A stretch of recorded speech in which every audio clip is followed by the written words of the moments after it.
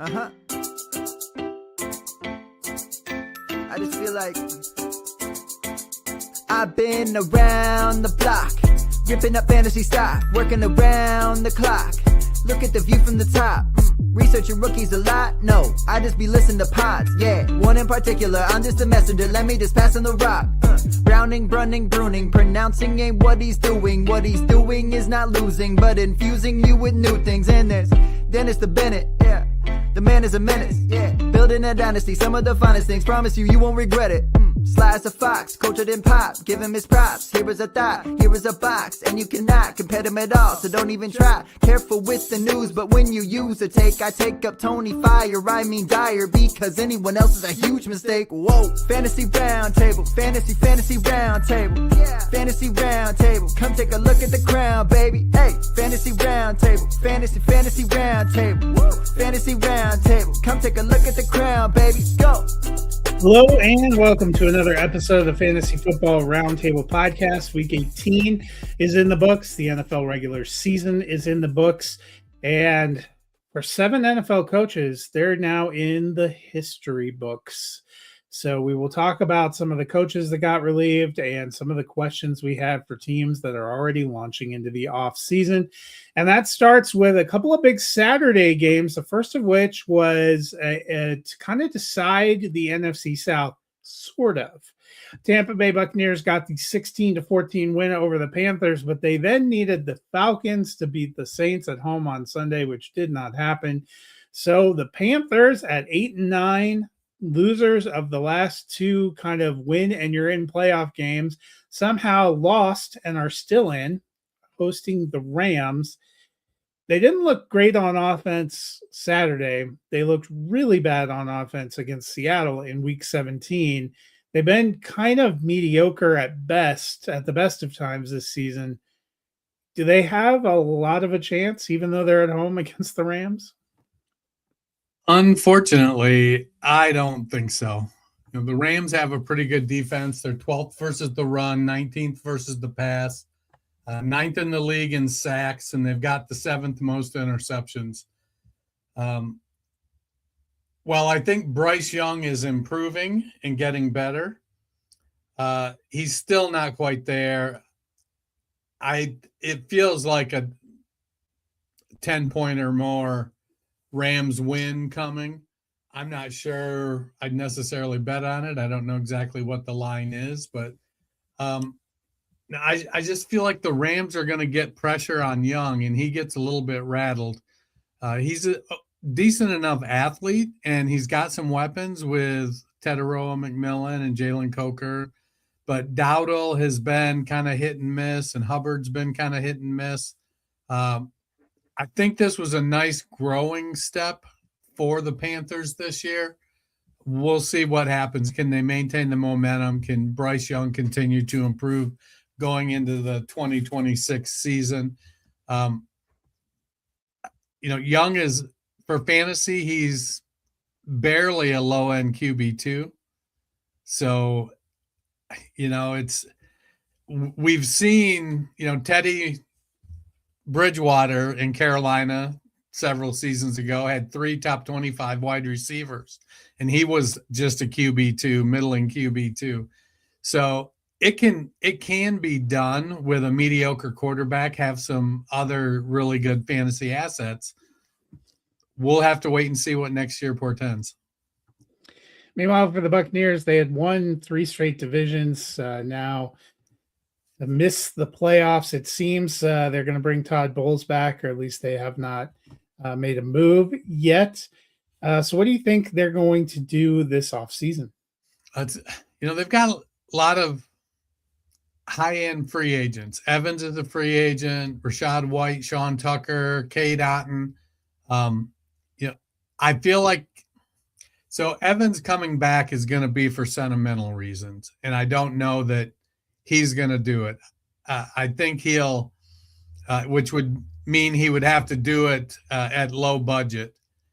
With them drafting Emeka Egbuka, having Chris Godwin under contract for the next couple seasons, Jalen McMillan came back this year and essentially jumped over Emeka Egbuka. Tez Johnson flash. So they have good depth at wide receiver without Mike Evans. I get the feel good story. I think Evans still has something left in the tank. He has to, I don't think he can be arrogant and chase 1,000-yard season. I think he has to step back and say, what can I really provide a team now at my 32-year-old season or whatnot? He's essentially a mid-tier receiver, end zone, jump ball guy, more susceptible to injuries. And he's a big wide receiver. We see them fall off the cliff all the time. He was injured this year. That ended his streak of 1,000-yard seasons. Would I like to see him come back, for the brand? Sure. Even Jerry Rice went and played other places, so I won't be surprised if Evans looks for a title somewhere. You were correct. The Rams, the line for that game as of today is Rams minus 10.5. Oh, for Carolina. The other Saturday game saw the Seattle Seahawks go into San Francisco and kind of smoke them out. It was only 13-3 in the score, but it didn't even really feel that close. I did wonder if Josh Myers of Seattle had bet on the 49ers a couple of times with some of the close field goals he shanked. Sam Darnold was in this position last year. It did not work out for him. Then he had a terrible playoff game against the Rams. Started the regular season, lost that first game against the Rams, but now in the last couple of weeks has really stood tall. The rematch against the Rams after a slow start came up and got a win. And here with everything on the line to get the 1 seed comes through. Has this been a real kind of big ending to the season for people who are hoping Sam Darnold can be the franchise answer in Seattle? I think so. Like, Darnold's I think 28 years old now. So he has a few years of potential peak, 3-4 years, 5 years maybe. He's come a long way since the I'm Seeing Ghost episode. And it almost feels like, we saw it with Geno after he left the Jets and went to Seattle eventually. Sometimes it just takes time to adjust to being in the NFL. And if you have uncertain coaching, that doesn't help you as a quarterback, even as one of the most high heralded quarterbacks coming into the league. He was a number 2 overall pick. So I like Darnold. I think he brings a lot to the table as far as mobility. I wouldn't say he's an elevator, but I don't think he's like just that middling guy that's only going to get you what the other team is given. He can make some plays, both with his legs and with his arm. But I do think sometimes, the game gets a little fast for him still. Meanwhile, for San Francisco, they were beat up a lot. Now it looks like Ricky Pearsall may not even be able to go for this week. Not sure about Trent Williams. Are they just, as has been the case throughout the season, kind of too beat up to be a real contender? I think so. Is there the chance they gel and make a little run in the playoffs? I mean, they did win they won 13 games or something. They won 12 games. 12 games. It isn't like they had a terrible season. They were without Purdy for 5 or 6 weeks, and Bosa has been gone a long time. Trent Williams has missed a few games. So, with the Brandon Ayuk thing, George Kittle missing games, there have been a lot, Ricky Pearsall, there have been a lot of injuries to this team. At some point, it just becomes that there's too many to overcome. San Francisco, could they win a game? Maybe even 2 in the playoffs? Sure. Kyle Shanahan is a pretty good coach. I think we would agree. Brock Purdy makes plays, and San Francisco has weapons. And at times, if they have to get in a shootout with the likes of McCaffrey and Juwan Jennings and George Kittle, they aren't afraid to try to outscore people. So in the long run, I think maybe they're one and done. Who are they playing? Let me see. They're playing the Eagles. Eagles. Yeah, well, I guess for them, the good thing is they're probably not going to be in a shootout going against the Eagles. Probably not. On to Sunday's game. The Falcons, as mentioned, got the 1917 win over the New Orleans Saints. They had a pretty fantastic run to end the season, but we'll get to them in a minute. Second straight week, Audric Estime had to carry the backfield in New Orleans because of injuries. I thought he looked pretty decent. Still a young player that the Broncos maybe gave up on a little quickly. Is he a guy you might consider stashing this offseason? I mean, he wasn't terribly efficient and he's become a much better receiving back than I think a lot of us expected when he came into the league. I think he profiled more as a, early down grinder a la Chris Rodriguez, but he's really developed. He went 5 for 5 for 43 yards in the passing game against the Falcons. 21 carries for 63 yards isn't an efficient ground game, but the Saints have not necessarily been an efficient team all around. They've made some strides since Tyler Shook took over. Being without Chris Olave was definitely damaging. Their wide receiver depth is questionable at best. So there are some opportunities for this team. He had 14 for 94 and a touchdown the week before, which I thought was surprisingly impressive. My real question is, had Neal not gotten hurt, would he have even seen the field? So maybe not, but if you get to see the field, maybe you get to show somebody something. So here's my philosophy, especially for Dynasty. You can never have too many running backs because you never know when someone's going to get a chance. Like Devin Neal did earlier, like Audric Estime did. I looked at Kamara's contract, but I don't remember it. I'm getting old. I forget stuff now. I'm not sure if he's a free agent or if he's not got a reasonable cost out this year. No, we looked at that a couple weeks ago. I think he's going to be back. So, to me, I think Estime, I think he only signed a 1-year deal. Maybe is he a free agent after this? Kamara, it would be the same amount for him to be on the roster or to be released. It's $18.5 million. Yeah, so he'll be there unless they can find somebody to take him and eat some of the salary. Yeah. Well, there you go. Meanwhile, Atlanta cleaning house, fired their coach, fired their GM, restructured it. Certainly it looks like they're preparing to release Kirk Cousins. What do you make of the Falcons house cleaning? Trubisky swung and missed on Michael Penix. And while it may be a bit early to call him a miss, we'll have to see what happens when he gets healthy because he has, he's coming off his second year of his deal. Yes.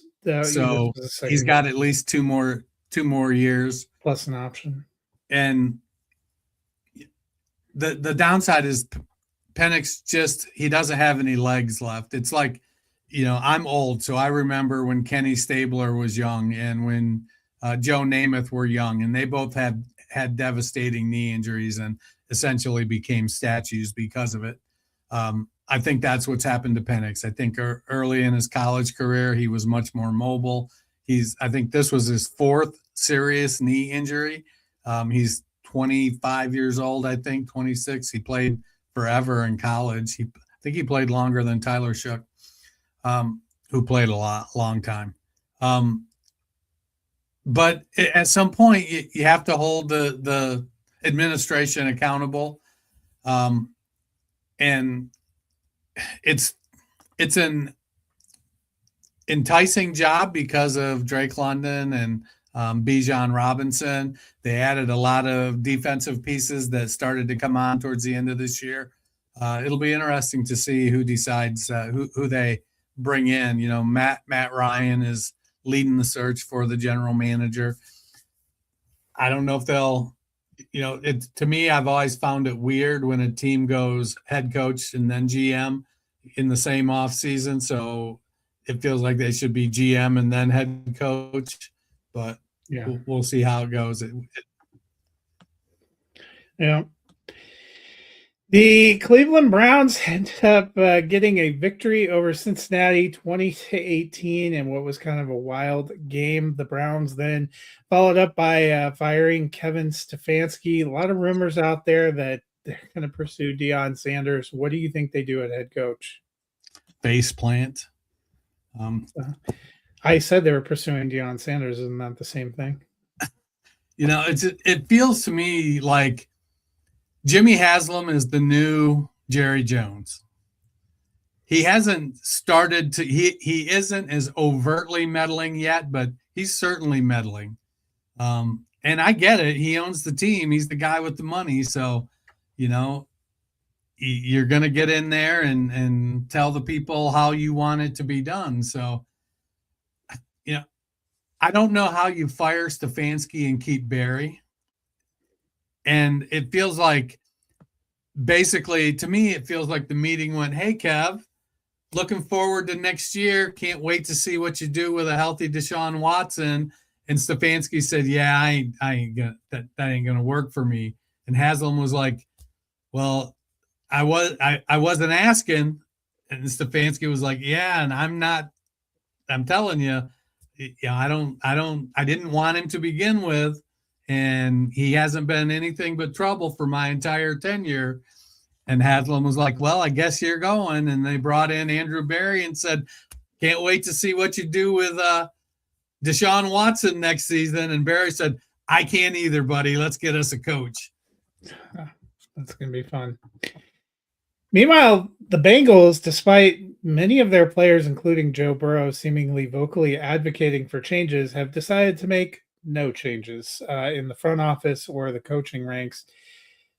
Can they actually fix this? They can. Will they?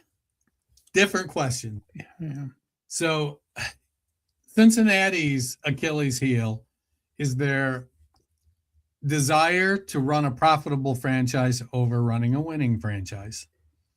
And so they bare bones the scouting and the personnel department, and that leads to making some poor decisions and draft picks or free agent signings. We saw Marvin Lewis lasted 12 years there, some ungodly amount of time with not doing a whole heck of a lot.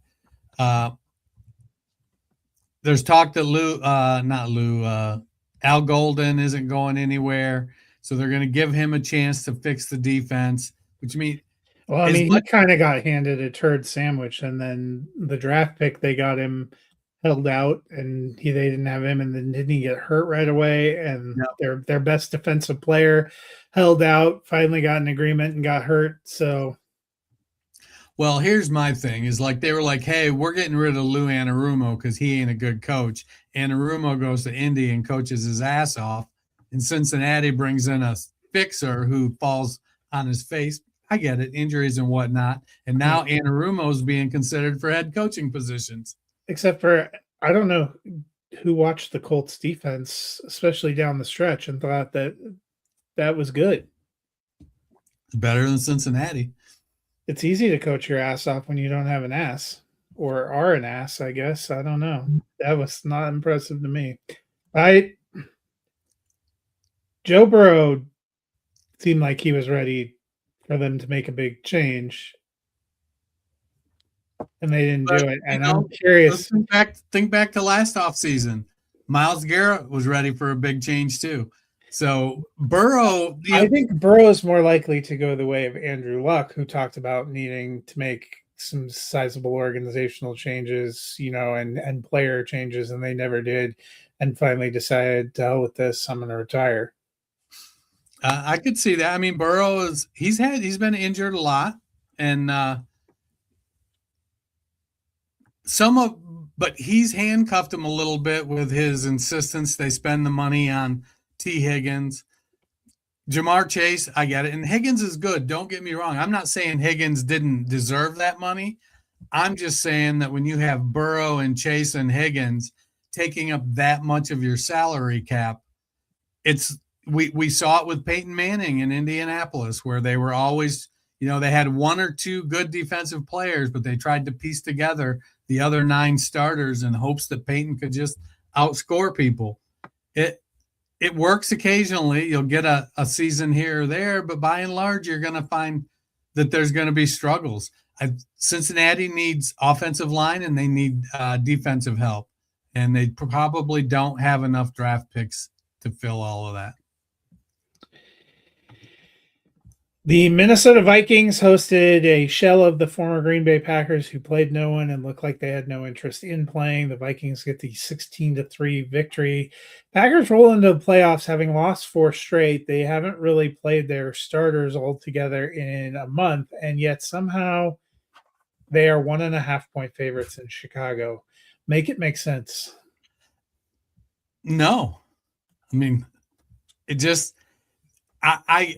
momentum is a real thing in sports, and they don't have it. They have whatever the opposite of momentum is right now. Now, maybe Josh Jacobs finally taking a week off, getting Jordan Love back healthy, and Dontavian Wicks and Christian Watt, and maybe just getting everybody that's not Micah Parsons back as healthy as they're going to be able to be at this point in the season will give them the opportunity to go up against the Bears. The Bears, to me, they have a very explosive offense, and they've got a uber mobile quarterback that can make all the throws and pull a rabbit out of his hat. They've got a solid running game. It's going to be a challenge. The Packers defense is going to have to step up. But that said, with Love back, and he's not an elevator, but he can make the throws. He just isn't. He's not a creator. Yeah. Meanwhile, for the Vikings, I want to ask you about Jordan Mason. It was an interesting pickup for them in the offseason. I think a lot of people had a lot of high hopes, myself included. He finishes the season with 159 carries for 758 yards and 6 touchdowns, which sounds okay. Only 14 receptions. Against the Bengals, he had 116 of those yards and 2 touchdowns. In week 18 against the Packers backups, he had 94 yards. Those were the only 2 games in the season where he had 70 or more yards. What do we make of Jordan Mason? So, he's under contract for next year, I think, with the Vikings. Yeah, that's correct. And, so there's a theme to my comments today, going back to Audric Estime. You can never have too many running backs. Jordan Mason, RB4-5, if you've got him back there in that group, whether Jones comes back and will get injured again because that's what Aaron Jones does, splits time, Mason becoming an inconsistent, flexible type player. I don't know if I'm ready to, if Jones decides to hang him up, I don't know if I'm ready to roll the dice on Jordan Mason as an RB2, maybe an RB3. If it feels like he's going to be the lead back there, I might be willing to go that direction. He shows he's flashed. When he had the opportunity last year in San Francisco, he got injured and he struggled. He's another one that's gotten banged up on and off throughout his career. It seems like whenever an opportunity, he gets right up close to the opportunity. And share a story. I was talking to my boss at work today, and we were talking about one of the other people in the office who could potentially be considered for a promotion. And I said, they're kind of like I was when I was young. Now, this person is fairly young, 29 years old or whatnot. I said, I had a boss tell me once, he said, Dennis, he goes, man, you do some great stuff. You're out there, you're kicking ass, you're making changes, you're doing a great job. And we'll be standing there talking about, we got to get this guy his own store. And then you just shoot yourself in the fucking foot. He goes, I don't know what it is about your subconscious that doesn't think you deserve success. He goes, but that's what's happening to you. And it kind of feels like Jordan Mason suffers from that as well. Yeah, he'll be interesting. If you have him, you're probably holding him. I thought it would be better. I'll be curious to see what they do this offseason. The New York Giants hosted the Dallas Cowboys, got the 34-17 win in another wildly improbable game. Dallas making some changes on defense, but I want to talk to you about their running back room. Javonte Williams was a good one-year signing. He ended the season on IR, and that gave him a chance to look at their rookie running backs. A lot of people have been interested in Jadon Blue. We finally got to see an extended period of him playing. 16 carries, 64 yards, and a touchdown. Did not have any receptions. Your boy Phil Maffa also got a rushing touchdown, only 18 yards on 5 carries, but also had a couple of receptions. So do you think Blue or even Maffa would have a bigger role next year? Or you think they're going to try to bring back Javonte? Dallas feels like the most impossible team to read. It feels like they're going to draft a running back, but it's not a terribly deep running back class. It is, however, now as I say that out loud, we have talked before about it being a pretty good free agent running back class. So maybe this is where Jerry finally decides to make a little bit of a splash. I'm not sure what Dallas's cap situation is. And maybe they go back to Javonte Williams because he did have a really nice year. And they got Malik Davis and Jadon Blue. The jury is still out when, the preseason dynasty hype was all Jadon Blue's the guy you want. He's going to come in and take that job over. And it basically took till week 18 for him to get on the field in any meaningful manner. But we were hype on him because, he's a great receiver. But the plotter Phil Maffa out-targeted him 2-0 in a game where Blue should have been the guy. He had every reason. I mean, I'm not, Phil Maffa is dollar store Chris Rodriguez. It's, he's not good. So I think that their decision to not go with Blue in any meaningful manner until week 18 kind of says something. Yeah, I mean, I think if you were stashing him, he's still a stash, but I think that was an incredibly impressive performance. Either Giants defense, not incredible. On the other side, Tyrone Tracy, who's a guy that we still had some high hopes for, kind of disappeared for a while, ended strong, 18 for 103, caught 8 for 56 and a touchdown. Granted, was against Dallas, who subsequently fired their defensive coordinator. Obviously, Scattaboo coming back. A lot of changes potentially in New York.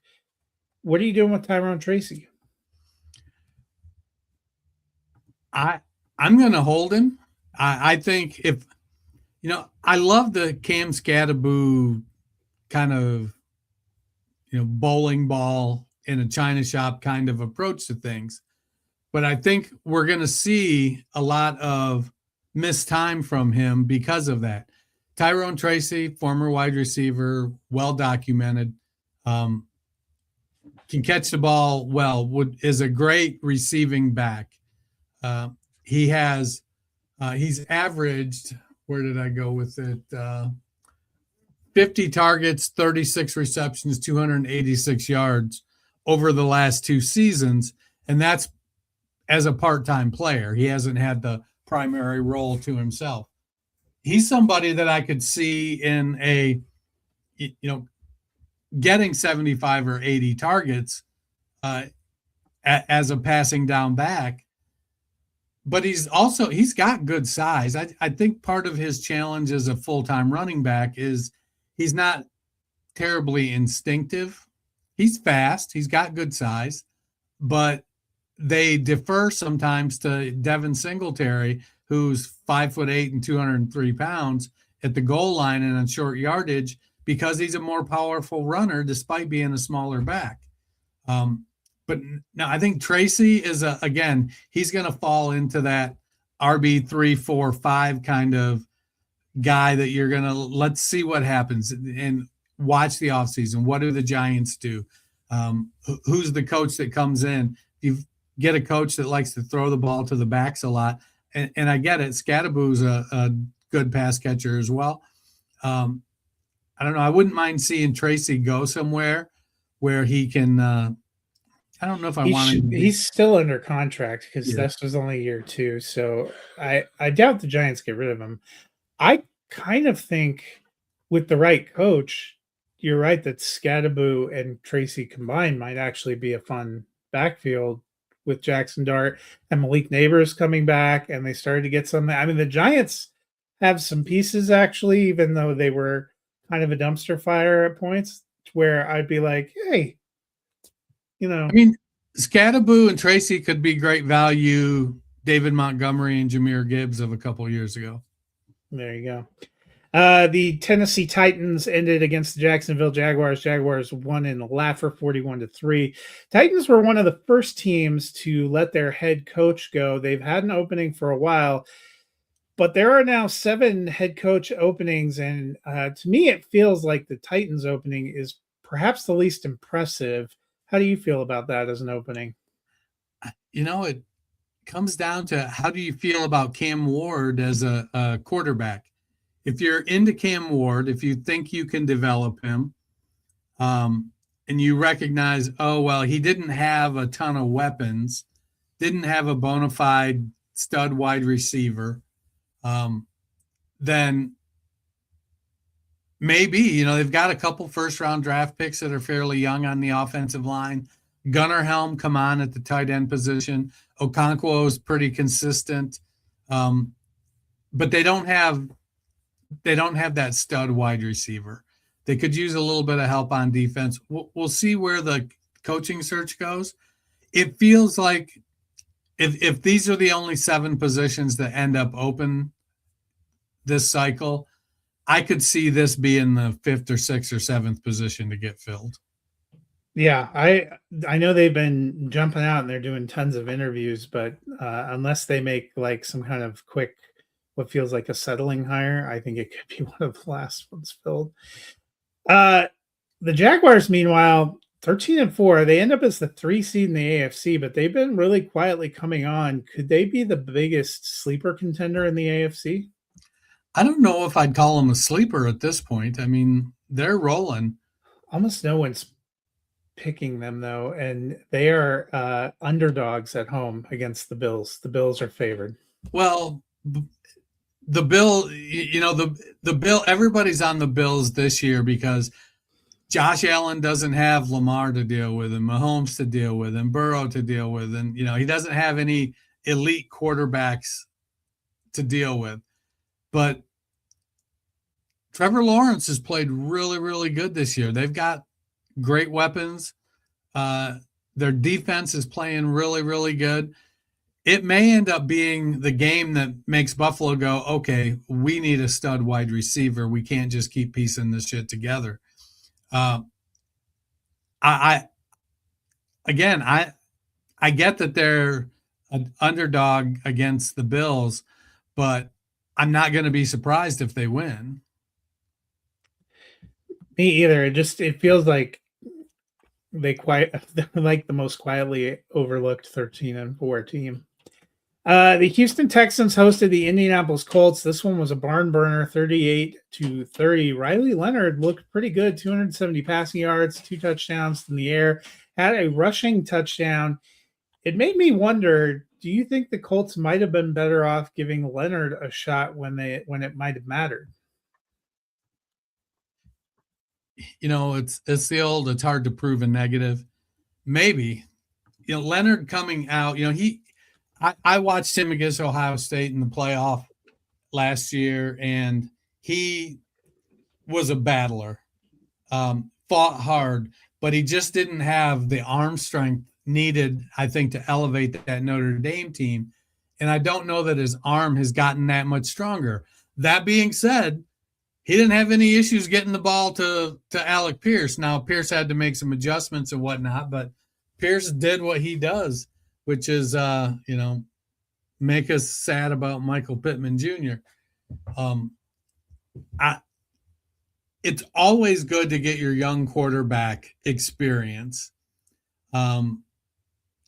I think if they don't bring Daniel Jones back and they decide, well, we're going to bring in a lesser veteran and let Riley compete because he showed us something and just see what happens, then, we'll see what happens.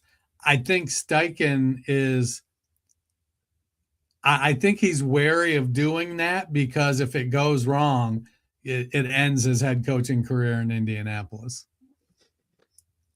Meanwhile, for the Texans, they spent a lot trying to remake that wide receiver room, taking Jaden Higgins and Jalen Noella. We've seen a few flashes, but overall, what do you think of the two rookies as they end their first year? I think it's great. I think they both played well. Higgins looked especially good. I think the pairing of Higgins and Nico Collins with Dalton Schultz, they need – I don't know if Woody Marks is a good enough running back to be the running back. Nick Chubb, God bless him, but there's not a lot left in the tank there. And so they really need to improve the running game, in part because CJ Stroud is probably capped out at a high-end QB2 with the occasional, QB1 game. He's not quite what we saw the rookie year, but if you have Higgins and Collins and Noel and Xavier Hutchinson and Dalton Schultz, the chances of you maybe improving your stock as a passer could be pretty good. A game that wasn't a lot of fun to watch, but I appreciated the outcome. The Denver Broncos hosted the Los Angeles Chargers, got a 19-3 victory. Trey Lance got a chance to start here in the finale. 20 of 44, 136 yards, no touchdowns, and interception. 20.1 QBR, 43.4 rating, 9 carries for 69 yards. What did you make of Lance? So it was tough to watch. But going against Denver's defense was, I don't want to excuse the performance necessarily, but it was his opportunity to say, hey, I can be a starter in the league. And he didn't. Going against the best defense in the league or one of the best defenses in the league, I don't think he made the case for that.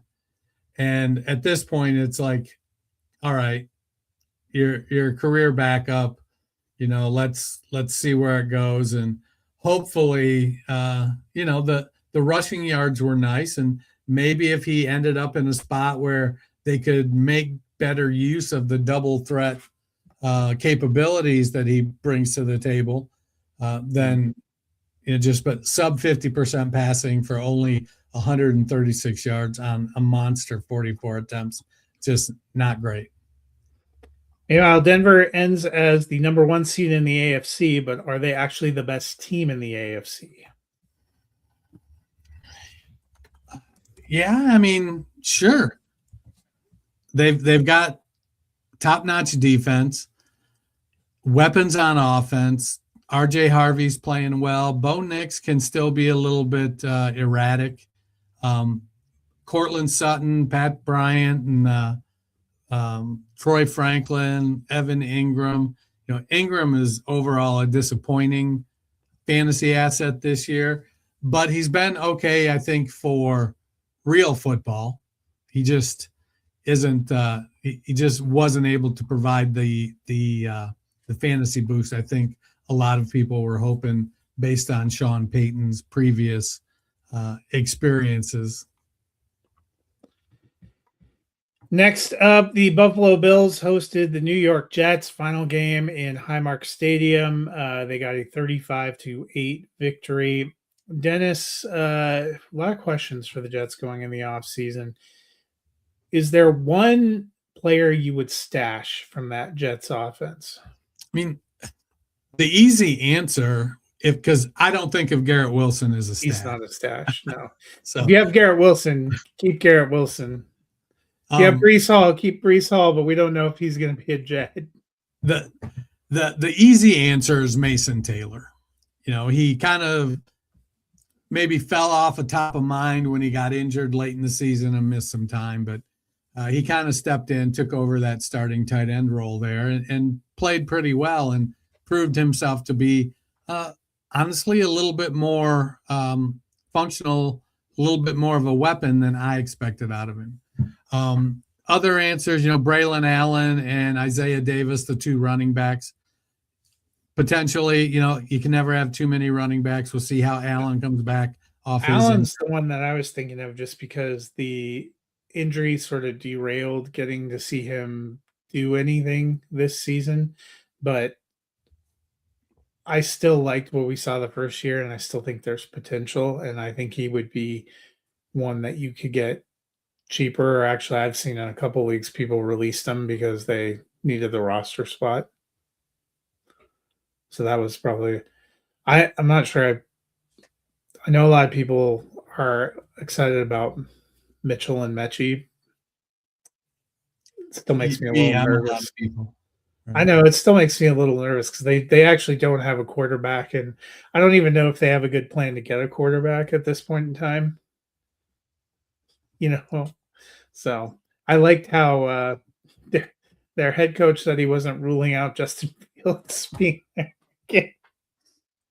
Well, the quote I saw was, he's under contract. So I don't know if that's an endorsement or not, but Aaron Glenn was so surprised he didn't get fired that he was just trying to see if they were sure about that decision.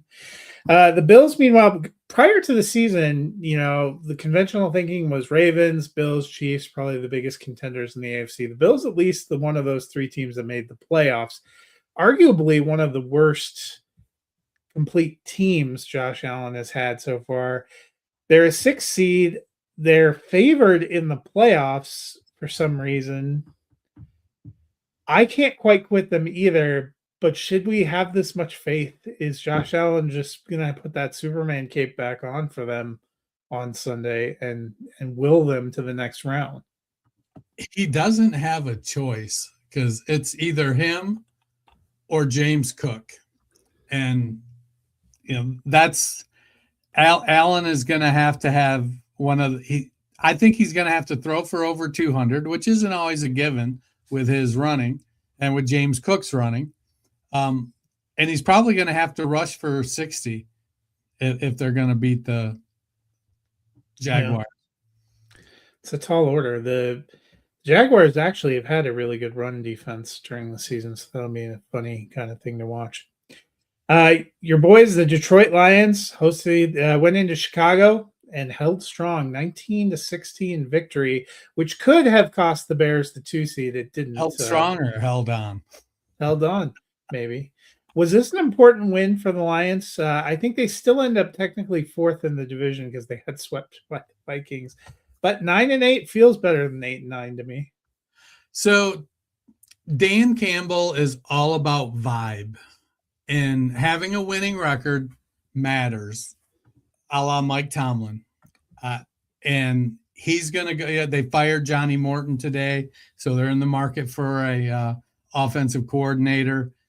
And to me, he just, like I've said it numerous times, I didn't think his shtick would work as a head coach in the NFL. I thought it was like going to be too college, and it ended up I was way wrong. Players are bought in, and he's still early enough in his tenure there that his voice is still being heard. We see it a lot, and I think that may be some of what happened with John Harbaugh. Is he him and Lamar have been together so long that, Lamar's like, whatever, man. And I don't think I think that happened with Jason Garrett and some of these really long tenured coaches. When they have guys that are there a long time, it can start to fall on deaf ears. I think for Campbell, it's all about momentum and going into the offseason with a win, even though they didn't make the playoffs. It is big for the Lions and for him. Yeah, I mean, I have to admit, I was happy they got the win too. So, next up for Chicago, they end up still being the 2 seed. They win the division there at home, but they were only 2-4 in their own division. And they split the games with their playoff opponent, who is the Green Bay Packers. I think you and I both have reservations about how the Packers went into the playoffs. But while the Bears technically beat the Packers, and not technically, they beat the Packers a couple of weeks ago, that was not the most commanding win. If you were a Chicago fan excited about the playoffs, would you be weary about this matchup? I think you have to be wary of it, in part because it's a division game, and it's somebody you play twice a year, every year. There are no seasons off. You're going to go against them. They're 2.5, 3 hour drive apart. It's a heated rivalry. And so the Bears can't just overlook the Packers. That being said, I just feel like the Bears have the Bears are the more explosive team outside of Christian Watson. And I think they'll be able to kind of, I don't know if they'll be able to do what they want, but I think Caleb Williams will be able to, I think he's going to want to throw a little bit because he came up just short of 4,000 yards. And so he's going to want to be like, gosh darn it, let me show you. It'll be interesting. Division matchups always are. The Raiders hosted the Kansas City Chiefs. They had already locked up the number 1 overall pick, so they went ahead and won 14-12. Probably the most interesting thing about this game was that I learned that the Texans have released Dameon Pierce and that he's now on the Chiefs. But I want to talk about another running back. A lot of people were interested in Brashard Smith. He got more of a feature role in this game, 12 carries, 56 yards, leading the committee back there. Running back has to be one of the areas the Chiefs are going to be looking at this offseason. Is Smith a guy you would still stash? Yeah. He provides some explosiveness, pass catching ability. It's not the biggest back. He feels like a 1B in an offense. And so I expect they'll either dip into the draft with a fairly premium pick for a running back, or they'll go into this pretty good free agent running back market to bring in a starter. I've seen a couple mock drafts that have the Chiefs taking Jeremiah Love at wherever they're picking 8 or 9. I'm not going to say I hate it, but it seems, it's first round running backs have not worked out for them. Yeah. It's a position of need, and he's the best player at that position this year in the draft. But yeah, it seems a little bit high. Meanwhile, for the Raiders, Pete Carroll ends up being a one and done. What went wrong with that hire? People so excited. A lot of people were even bullish that the Raiders could make a playoff push, and they just looked god awful. I don't think him and Chip Kelly meshed very well. It seems like, I'm sure there was some behind the scenes things. I'm not even sure him and Tom Brady were on the same page. It felt very much like a Mark I'm not sure Davis. They were in the same book. It felt very much like a Mark Davis. I'm the boss, like my dad was the boss, and I'm going to hire this guy. And Brady was like, I don't think you should. It ain't going to work. And now that it didn't work, Brady's like, look, sit down and shut up, rich boy. Let me take care of this shit. Yeah. Geno face planted. Yeah. Los Angeles Rams hosted the Arizona Cardinals, got the 37-20 victory. Jonathan Gannon was fired by the Arizona Cardinals. Do you think Kyler Murray will be gone too? I don't know, because I don't know if Gannon was fired because he was like, look, I can't keep going on with this guy, or he was fired because he was like, look, you can't get rid of this guy. Because it could have went either way. I was surprised based on some of the reports that there had been.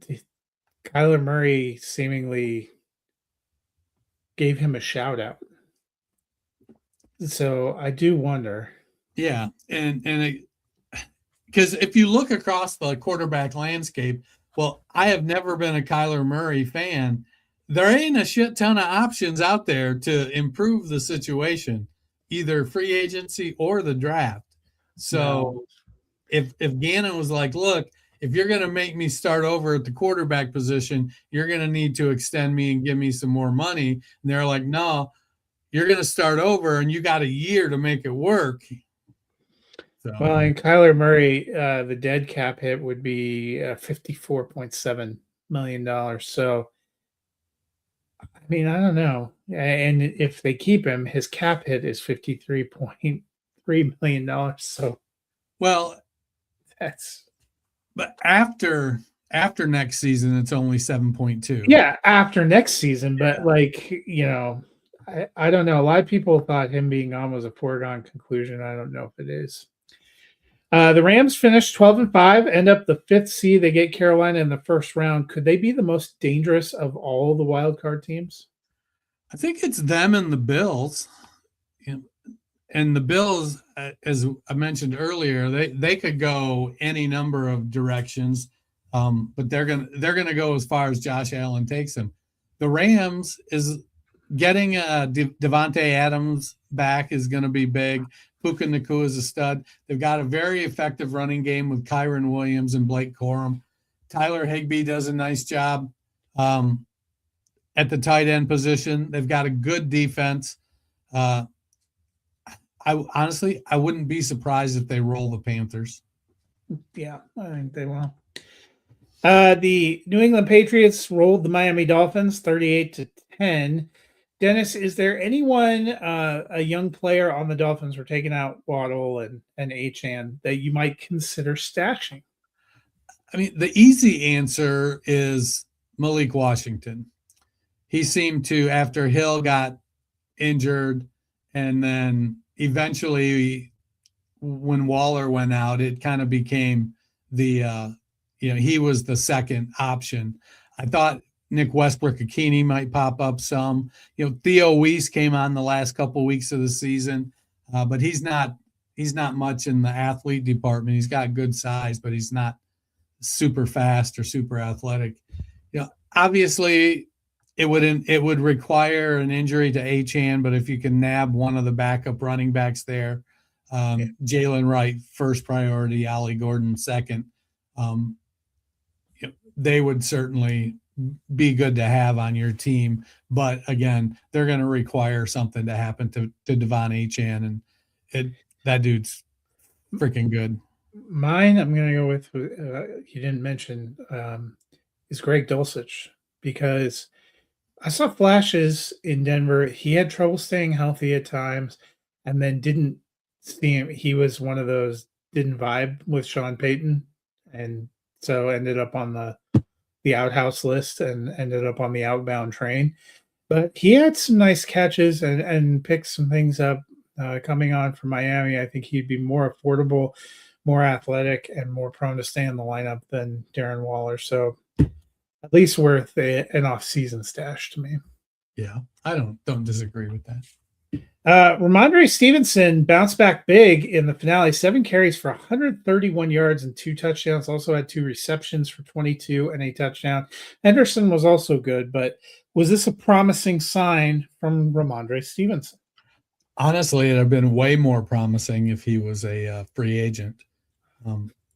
But yeah, it is a great sign. He's a talented back, but him kind of coming on now and playing well, and Travion Henderson, it's going to be a messy backfield. There's going to be games when both of them are going to get you good numbers. There's going to be games when you hit on the wrong one, and it feels like they're too good to not invest in, and the backfield's too messy to feel comfortable starting either of them. The Washington Commanders got the 24-17 win over the Eagles. Talk about the Eagles in a minute. But what are we doing with Ben Sinnott? We were excited about that pick, and then, a great resurgent season from Zach Ertz kind of blocked him last year. But then Ertz went out in early November with a season-ending injury, and Sinnott still finished with only 11 receptions, has only 16 receptions for 142 yards total in 2 years. Are you still holding on, or is it, maybe time to make a roster shuffle? Well, do you remember the old days, like, 2017, 2018, when you would draft a tight end and you didn't expect them to be usable for 2 or 3 years? If you can get your headset there, then a third-year breakout could be coming. Will they bring in a veteran? Will Ertz make it back? Those are valid questions. But it feels like he's at the top of the pecking order to take over there. And not having Jaden Daniels, the very mediocre running back situation that they had, it wasn't a terribly explosive offense. And then having to start Josh Johnson on top of it. It makes me a little nervous because he hasn't shown anything when given opportunities.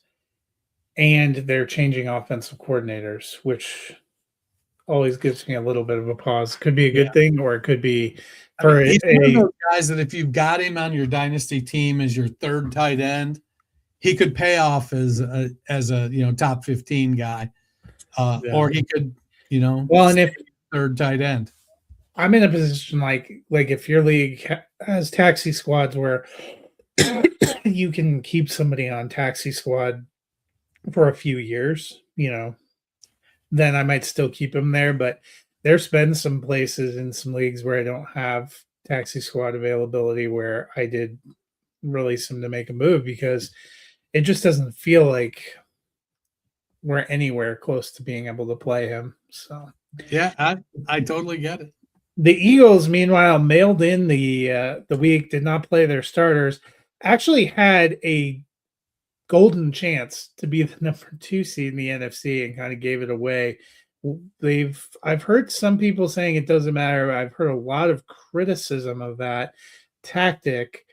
What did you make of the Eagles' decision? It was, for me, it felt like it was a prime opportunity for Tanner McKee to audition. He was all right.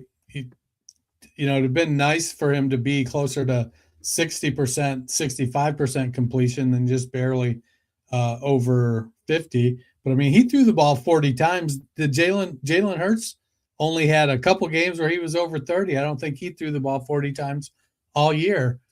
Now, granted, there was no A.J. Brown, no Dallas Goedert. Devonta Smith just played enough games to get his 1,000 yards, enough snaps to get his 1,000-yard season. We've seen over the years, coaches will go back and forth with this, I'm going to rest my players, it doesn't matter philosophy. And sometimes it works out and sometimes it doesn't. It feels like a coin flip. Yeah. The Eagles could go in against the Rams and just come out smoking. They could look rusty. 49ers. And they could look rusty as hell. But yeah, and I was thinking about it. I think it ends up worse for Chicago having to play Green Bay than it would Philadelphia having to play 49ers or Green Bay. I think that's what they were looking at, that they didn't really care and that they had also beaten the Rams and that it didn't really matter to them who they were getting. So, I get protecting against injury, but Philly fans never happy. I love the theory that Philadelphia decided they wanted to play as few home games as possible because their home crowd is so hostile to their offense. Right. Sunday Night Football. Sunday Night Football was the win and you're in to decide the AFC North, and it was a very slow start, but a wild finish in which the Pittsburgh Steelers got the 26-24 victory to finish 10-7 and go into the playoffs. Ravens finished 8-9, very disappointing, and late today made the move to fire John Harbaugh. Were you surprised about the firing? Yeah. Yeah, I think so. I felt like he had reached a point in his career where he was going to have to be a lot worse than this, and that he had the cachet to be able to say, "No, I'm the one who picks my staff." And clearly, Eric DaCosta was like, "Nah, dog, we're past that. It's my turn." Supposedly, the owner was growing weary of their complete lack of postseason success. Which I get it. Fair. I get it. I mean, but they have an old running back. You know, we've seen what a healthy Lamar can do. They did re-sign Mark Andrews. Kohler and Likely are both free agents, so they're. I don't know what they're going to do coaching staff wise, or is it really going to make a ton of sense for someone to come in and completely change the offense when you've got Lamar Jackson as your quarterback? A lot of rumors that Lamar Jackson and John Harbaugh's relationship had broken down. I wonder if there's some truth to that, because it did leak out that they're trying to work on an extension with Lamar Jackson. Seemingly they've made a choice there. Yeah, I mean, they've got a good trio of receivers with Zay Flowers and Rashad Bateman. And Devontae Walker came on towards the end of the season and looks like he's developed nicely as a third option. Bateman can get healthy. And the defense needs to stay healthy. They had a lot of injuries this year. So, yeah. For the Steelers, meanwhile, was another solid week for Kenneth Gainwell. Seems to get all of the goal line carries, which resulted in a rushing touchdown. Led the Steelers with 8 receptions and 64 yards on a team-high 9 targets. He has been a very valuable part of their offense, becoming a free agent, only signed a 1-year deal. Is he a guy you're stashing this offseason? See Audric Estime. See, the other running backs. You can never have too many running backs. Gainwell, to me, felt like an afterthought at the beginning of the season. Like, he'd get a little run, but he wasn't going to get enough opportunity to be playable consistently. Jalen Warren was going to be the guy. And I think they finished back-to-back, like RB18 and RB19 or something like that. I mean, so Gainwell's a potential league winner. Yeah. And they just – I think – a lot of it's going to depend on Aaron Rodgers. I think if Rodgers comes back, he's going to want Gainwell back. And we've seen how Aaron gets when he wants to have his guys. He does have some appeal as kind of a 1B running back. And so if he goes and signs somewhere else, I'll definitely be keeping an eye on it and see, can he go somewhere and kind of have the same situation he had in Pittsburgh this year, where he's going to get a solid 50% of the snaps and touches. So he'll be able to continue to operate, but it is a strong free agent running back class. Yeah, it'll be interesting. I certainly, it just occurred to me where he's going. Where? Kansas City. There you go. And you are correct. He finished as looks like, running back 20 on a points per game basis, right behind Jalen Warren. So, I mean, definitely became a starter. You said Kansas City? Yeah. I mean, I guess we'll see. Well, that'll do it for our look at Week 18. We will be back on Thursday to talk about Super Wildcard Weekend. 6 big games this week. Moving forward, excited about the playoffs. See if any other coaches get fired or any news pops off. But Dennis, if the people are a little bored and lonely this week, what can they do to fill their time? They can pull out their little digital device or go to their computer, pull up their favorite podcast platform, hit that search bar, type in the Fantasy Football Roundtable podcast. Give us a subscribe, give us a like. We will appreciate it. Well, I hope you guys have a wonderful week, and we'll see you again on Thursday.